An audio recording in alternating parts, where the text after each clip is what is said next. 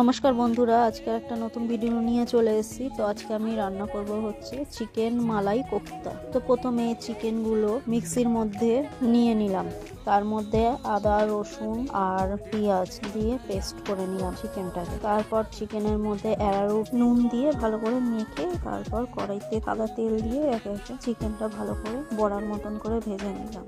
তারপর হালকা brown colour হলে আর একটু উল্টিয়ে দিলাম, উল্টিয়ে আর একটু হালকা ভাজা হলে বড়াগুলো একটা থালার মধ্যে নামিয়ে রাখলাম।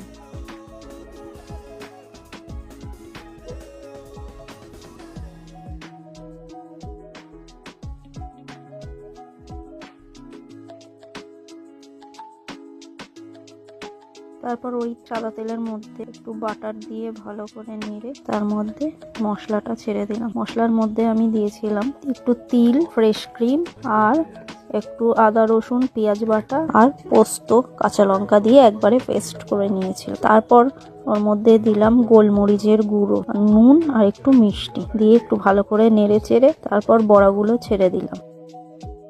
তারপরে ভালো করে নেড়ে হালকা তেল ছেড়ে এলে তার মধ্যে দিলাম গরম মশলার গুঁড়ো।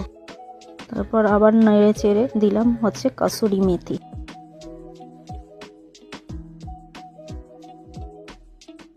কাসুরি মেথি দিয়ে ভালো করে নেড়ে চেড়ে রেডি আমার চিকেন মালাই কোফতা। কেমন লাগলো বন্ধুরা তোমরা জানিও।